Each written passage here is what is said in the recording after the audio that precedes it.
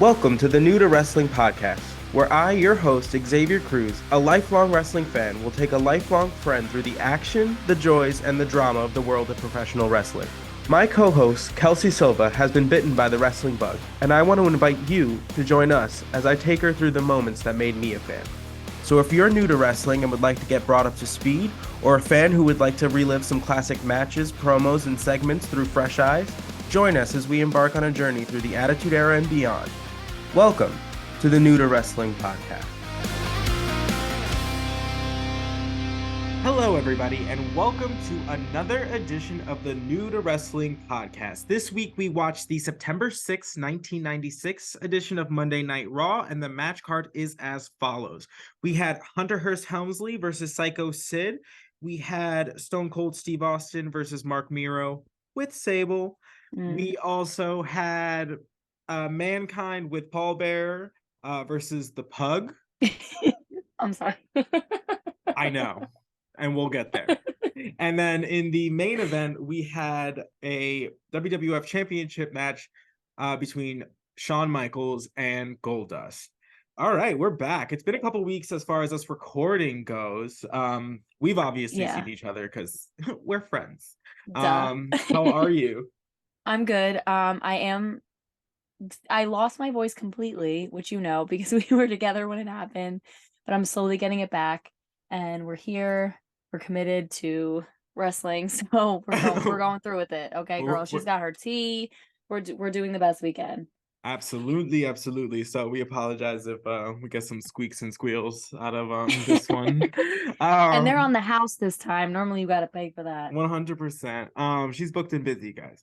All right, so the show starts. It opens with a promo for the main event tonight between Shawn Michaels and Goldust. They dragged the movie theater guy out of obscurity, had him say his piece. Well, I guess he wasn't obscure then because it was the 90s. True, you're right. He was everywhere. Now that I'm thinking, he was probably so he was relevant. Oh, 100%. He's probably a pretty penny to get then. Oh yeah, he was probably a big act. They were like, and it was like the cold open. They were like, we are holding no stops. We are just going for it. They got the main 90s movie trailer guy to do it. Yeah, it was pretty like dramatic. It was very black and white. Lots and lots of adjectives to describe Shawn Michaels. I felt the movie theater guy may have had a little crush, if I do say so myself. I would agree with that. And then they did like the same amount of adjectives, but like the exact opposite for Goldust. So it was like heinous, awful, worst person ever, disgusting. And I was like, guys, stop talking about me. Like 100%. Like I have a name. Like God, I don't understand. Like what's the disconnect? All right, so we get into our first match. After we get through that intro, Hunter Hearst Helmsley is already in the ring. Didn't bother with an introduction. Nope. And he is accompanied by Kimberly. No surname.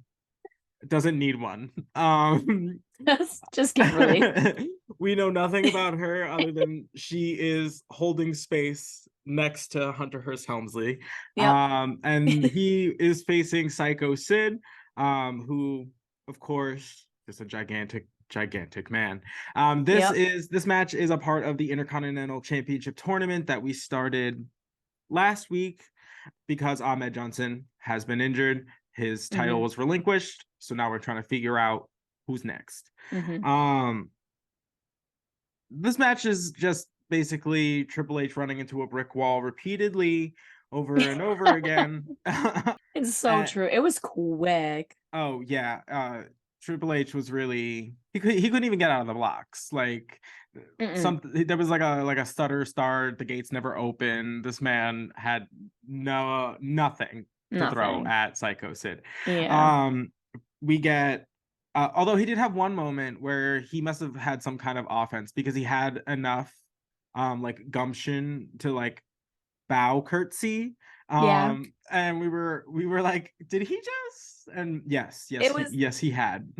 Yeah, and he like really committed because there was a lot of like sweeping of the arm. Like he like really thought he was like hot shit for a second there. He really fully thinks he's hot shit all of the time.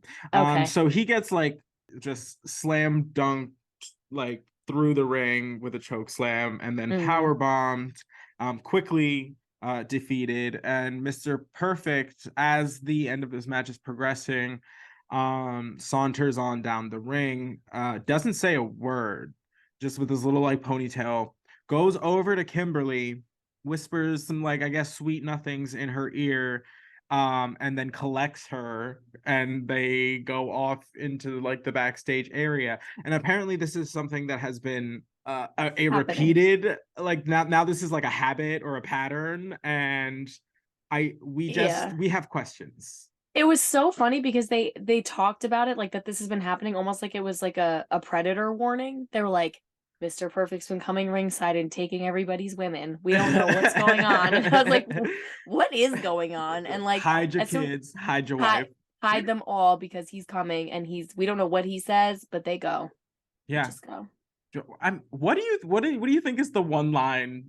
What would that man have to say to you to get you to get up and leave with him? I'm like, for me, I would be like, the Undertaker is backstage. If you want to come, I can take you there. Oh, okay, I'm coming.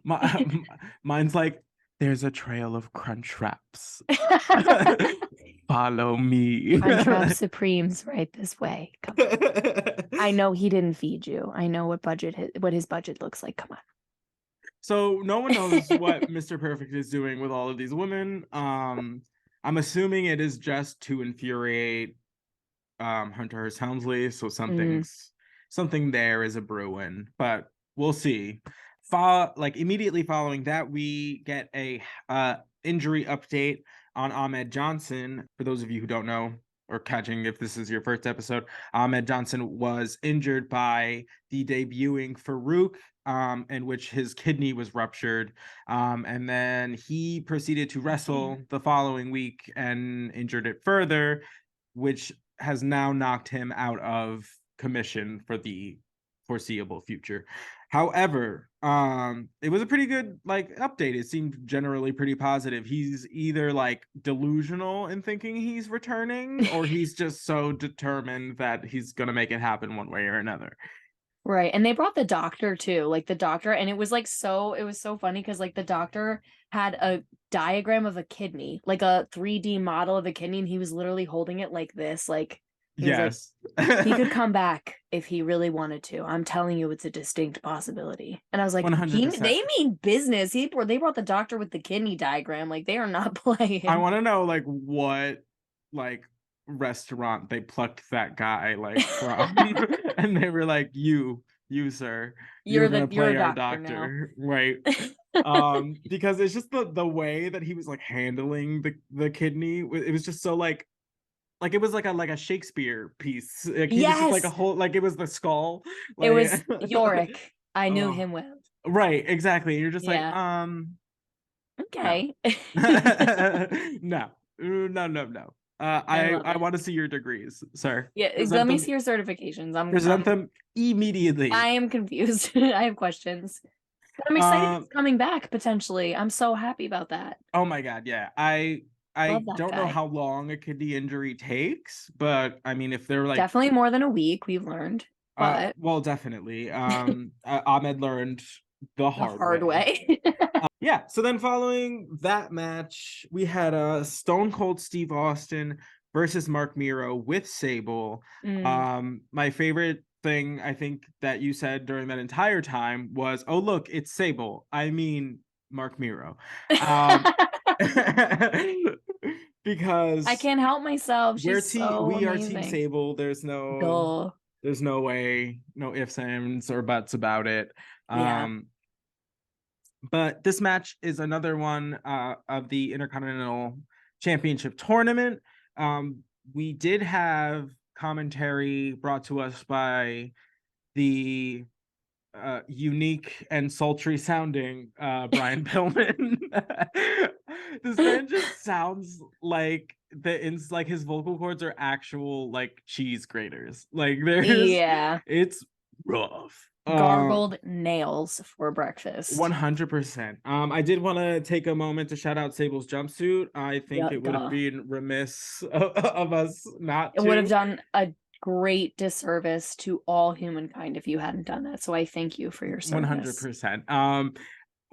Brian Pillman was kind of I once again, it's really hard to pick out what Just what, period. yeah, It's really hard to pick it's out really what. hard to find like what's meat, what's gristle. I don't really like I don't really understand why why everything he says comes out in such a like jumble. So But confusing. he makes word stew that no one wants. And like but I Oh think the my God. gist I think the gist of it is that he has a close association with the Hart family and Hmm. thus will be interviewing Bret Hart at a later date. So they didn't announce Bret Hart's return, they announced the future announcement. Yeah. It was Right. like, here's an announcement about an announcement I might make in the future. It was like, 100%. And all okay. the while Brian Pillman's talking about his announcement, JR is also advertising a completely separate announcement that he keeps bringing up, but doesn't actually say what it is. So we're just like forced to just be like, okay, I guess I'll wait around. Yeah, it was confusing because I was like, wait. So whose announcement is it? And then I realized it was two separate things. And I was like, we need a synonym for announcement, or like we need 100 to oh, we need we to could have pace this out differently. yeah, there was no reason why like all of a sudden during this one match, which by the way, there was so much like chitter chatter going on about like all of these like separate entities that no one like could actually like say anything about. I was so distracted by that. I like didn't watch like a majority of the match. Like Yeah. I was just like, whose announcements do I am I supposed to care about? I'm lost. Yeah, I was so But confused. And then at one point I looked over and they were like Stone Cold and Mark Mir were like holding hands. And I was like, what's what's going on? happening? I was like, Um I Yeah, so but we did find out that the winner of this match is going to face Owen Hart, who won his first match in the Intercontinental tournament against the British Bulldog. So that is he is going to face the victor. Apparently, it also in the word jumble of Brian Pillman, Owen and Bret Hart have reconciled. Owen Hart has been like a bad guy pretty much this whole time, but I think it might be that Bret Hart might be returning as a bad guy, not that Owen Hart is oh, suddenly a good guy. Because we heard. haven't heard Okay. anything like to the contrary. Oh, Stone Cold Steve Austin's attire. So we Yes. like to kind of go on and on about the glitz and glamour of If most you guys people's. didn't notice, we love to talk about the wardrobe. And Kelsey mentioned during the match that she appreciated that like he just comes out in like black trunks and black boots, and Yep. that's it. So there's kind of a like reasoning behind that, in that Steve Austin used to work for WCW. I've mentioned them before. They are at this time the WWE's biggest rival. Currently, they are the other company is doing so well, in fact, that they have surpassed WWE at this point in time as being like the number one wrestling show like on television. Wow. Yeah. And we will at a later time jump into the beast that is WCW and Nitro and the Monday Night Wars. Yeah, And I would love to because I have so many questions about there's a that. lot. So and it's gonna come up a lot during this time because we're literally in the thick of it. But Steve Austin used to work for WCW. He was fired by the CEO or whoever, Eric Bischoff at the time. And basically, in an interview, I think Eric Bischoff was quoted as saying like, "Oh, like Steve Austin comes to the ring with like his like black boots and black tights, and no one's going to be interested in like you, like you're never going to be like a star, like you just don't have anything that's like special about you, essentially," because that was the gist. And so during this Dang. time, while this was happening, Stone Cold Steve Austin was injured. So he gets injured and then fired by the WCW. And then he goes to another wrestling organization for a little bit, ECW, which is based out of Philadelphia. This is all happening at the same time. And This is crazy. I know, where he gets kind of known for like his promos and his mouth, because he was very, very angry about being injured and then promptly let go, that I mean, I would be. he had a lot to say about it, and it translated into what he would say like on the mic. So basically, as like a kind of royal like F you to Eric Bischoff, he's like, okay, if you say I'm never gonna make any like I'm not gonna be like a star doing whatever I do, I'm just gonna do that and prove you wrong. And that is kind of what he's on his road to doing. God, I love to see it. Wow, I love to see it. So Because like we know he does. Like we know he does. Because even I know he does, and I haven't even seen it. He becomes so large that like eventually like the WWE like takes over WCW as far as like ratings goes, and he has like merchandise sales that like nobody can touch. Like there were years where Stone Cold Steve Austin was bringing in like millions of dollars in just merchandise sales. That's not his just merchandise. In just merchandise. Because his face, his likeness, his slogans were all over it. And people and wrestling at this time, because there were two huge organizations both doing really well as far as ratings like go, as far as like how many people were like watching, not necessarily like who was winning. But because so many eyes were on wrestling, it was like the highest as far as like the ability to make money off of merchandise, because there was competition. Interesting. Yeah. Wow, that's crazy. I love that story. Yeah. I love a petty beginning. I love a villain origin story. 100%. And then he wins. I love that. Back to the match. We get into like a little scuffle in like kind of like the rope. Stone Cold Steve Austin grabs the referee, drags him in front of Mark Miro, who is like diving into the ring, thus knocking the referee out, and the referee immediately calls for the bell. He goes, nope, and he disqualifies Steve Austin. Steve Austin is none too pleased with the decision and starts attacking Mark Miro, to the point where all of like these referees and security people have to come and separate them. It was wild. The ref just got completely yeeted. Oh, he literally just like used the ref as a human shield, which was truly impressive. We have a interview from the World's Strongest Man, Mark Henry, by Jerry the King Lawler. Jerry the King Lawler, without missing a beat, Jake the Snake's name comes out of his mouth. I swear every time it's like a curse. I can't. Obsessed. He can't let it go. I think they're secretly in love. Like I really believe that he's secretly in love. No, I'm telling you, him. I feel like it's one-sided though. Oh yeah, I think Jake the Snake is like it's like it's like a pining out the window, like Hillary Duff, like let the rain fall down, like kind of love. You know what I mean? Yeah.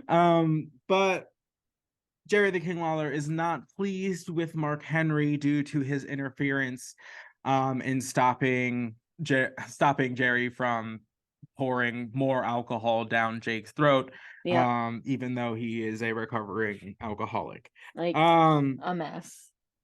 Yeah. And then so Mark Henry, the first things out of his mouth are, I don't like you very much. And you know what? For someone like who's known as like the world's strongest man, he is such a like eloquent speaker. Like, you know what I mean? Like, you'd think like he just like spent his days in the gym, but like he was like, I don't like you very much.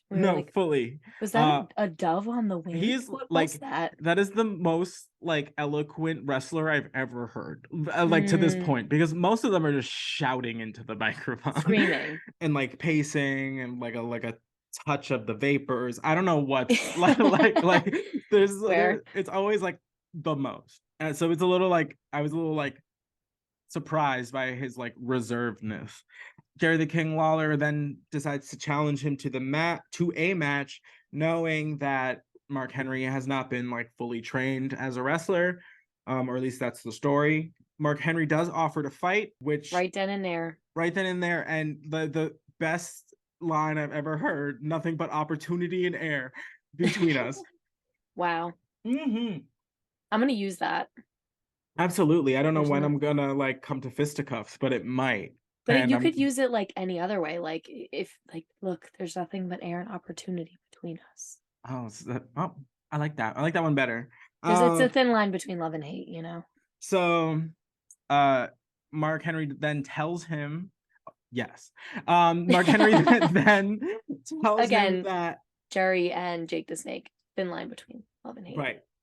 And Jerry is tap dancing upon that line. True. But Jerry calls Mark Henry a coward because he won't accept his like challenge to like a wrestling match. I think he just called him like a cow. He just starts like he also shit talking him. Yeah, I love the casual use of the word yellow at this time. Like, you're yellow. Yeah. And I'm like, oh yeah, bring back yellow. That one's but Mark Henry angrily accepts. Love it. He gets all up in Jerry's face, gives him like the stiff arm, and makes his way kind of out of the ring. Yeah. So I'm very excited to see that. I'm so excited to see it. I also want to quickly mention that JR actually had a quote. It made no sense, but it was extremely memorable when he was talking about Jerry the King Lawler. He was like, he said, Jerry doesn't respect anyone except maybe Elvis Presley's memory. And I was like, what? I was like, that's very specific. It's very, very specific. I enjoyed it though. I don't know. No, I wasn't mad about it, but like, oh no, there's a lot of JR-isms. There's a lot of like JR like gold little like quotes that'll come out because he's like known for being the voice of the WWE, but you don't land them all, and we're gonna watch a lot of wrestling, so like we're gonna come across some duds. It's the following match was Mankind with Paul Bearer, and I can't even stand the sight of him. Paul Bearer was just irate. I am so mad still. I can't even stand the sight of him, and the fact that he is so smug makes me more mad. 100%. And Mankind was facing the Pug. Sorry. It took us a second to figure out that was his name first. Because it was on his uniform, and I was like, that cannot say the Pug. There's no way that says the Pug. Right. And also he was wearing like an amateur wrestling like singlet, but one that was like real low. Yeah. And we were like, did you get that from somewhere you probably shouldn't have gotten that? We'd like to know. Yeah. Inquiring minds. It was a brief one. This one, I can't, the Pug. I don't know. He was never going to have a chance. And I was like, I don't understand. Like, does he like pugs? Is it an acronym? Is it like he is the Pug? I'm telling you. And if you looked at his face, that makes sense. like I can't imagine we're gonna see this man again. Okay. It's just no, that was very much that was a one and done. I feel like he wasn't bad. He was actually a good seller, I thought. Like he was really like Oh yeah. No, it has nothing to do with that. It's the fact that they gave him this gimmick of the Pug, or he came to them with this, which would be even sadder. I know. I actually don't know which is worse. Well, I don't know, because then somebody has to he has to come to them and they have to approve it. I'm kind of used to bad ideas coming from the top down, but like when it comes from the bottom up, it's like it feels like it's worse because it has to go through levels. Right. That like people sat in and they were like, okay, yeah, I could see it. Right. Like I needed the one person who didn't. I know there was one person in there who was like, I don't think so, but decided not to say anything. And I know, and they should be shot. They should. Oh my God, they should at least answer for something, because they should have said. Oh, but during this match, we finally get JR's announcement, and it is that Big Daddy Cool Diesel and Razor Ramon will be making their return. Now, yeah, I was like, I know that should mean something, but I don't know what it means. Big Daddy Cool Diesel, aka what a name, is Kevin Nash. That is his given name. Okay. Razor Ramon is Scott Hall. They both defected from the WWE to the WCW in 1996. So we haven't seen them because they literally right before we started this show, they had left. That's drama. So they moved to this other company, and the entire inception of them going to that company is that it was made to look like the WWE was invading that company, because they didn't really like, there wasn't like some grand announcement that they were coming. They would come in through like the fans. They would come in like to the announcing like booth and just start like taking over like it was a whole thing. So they were made to look, they called themselves like the outsiders. They were made to look like they were like spies from the WWE going over there. However, in real life, their contract ended in WWE. They asked for more money. Vince was like, I can't do it. They got more money at WCW because that was backed by Ted Turner and Ted Turner Broadcasting. So the characters, however, are owned by the WWE. So we are going to see a return of the characters, Big Daddy Cool Diesel and Razor Ramon, but not the actual wrestlers. But not the actual two wrestlers. They are still working for the other company. Wait, that's insane. So we're gonna, and let me just preface this by saying we're getting the dollar store version of because I knew you were gonna say that. I was like already shocked before you said it. Just the characters are so intertwined with who those two people are, like their personalities, that you can't just stick somebody else in that role and expect it to work. It just, the fans already have a connection with this other person. So I'll let you witness here's what we're gonna do. On the following episode, when they actually debut, I will edit so that you can see a side-by-side of the wrestlers and the new Big Daddy Cool Diesel and the old one, so that you and the fans can see exactly kind of what I'm talking about. I'm so like, that'd be like, again, if any of them, like, you can't like replace Goldust, you can't replace the Undertaker, like that just wouldn't make any, this doesn't make any sense to me. 100%. That's wild. Yeah, so that's that on that. So stay tuned. 100%.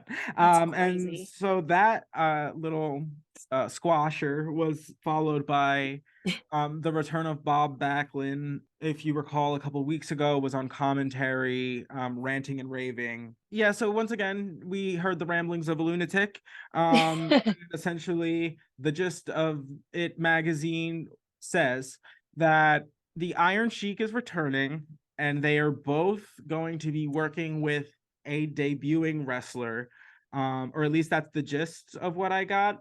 They did give them the Oscar treatment when the speech goes on a little too long, and they started playing music over them and then cut to commercial. So I don't have the full story, but with the two that were involved as far as microphone skills, I don't think we were going to get the full story anyway. So we're just going to have to wait and see who this wrestler is, and hopefully I'll be able to shed a little bit more light once I have an idea of what's going on. Because every time that man enters the ring or holds a microphone, I'm concerned for all.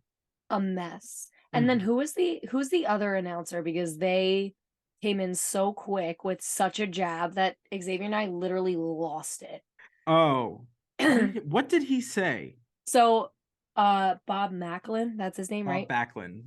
That's worse. Okay, so Bob Backlund said something, and he like looked in the camera and was like, "Look that up." And the announcer, who was not JR, was like, "What about unstable? Can you look that up?" Oh, it was brutal. It cut to the core. And it was so quick. Like, he said it immediately. Like, he was sitting on that. He was also as annoyed by having to like sit through this man's like ramblings as we were. Oh, it was so good. He's like, how about unstable? Could you try that one? Yeah, maybe? look that up, because you're gonna find a lot of synonymous terms that work with your behavior, and you're gonna realize some things about yourself. We get to the main event, which is a world title match between HBK, Shawn Michaels, and Goldust with Marlena. Let's just start there. Wow. She came out in a little gold mini. It had cutouts. Her cigar was tootin' today. It had influence in the match. She had power. She looked good.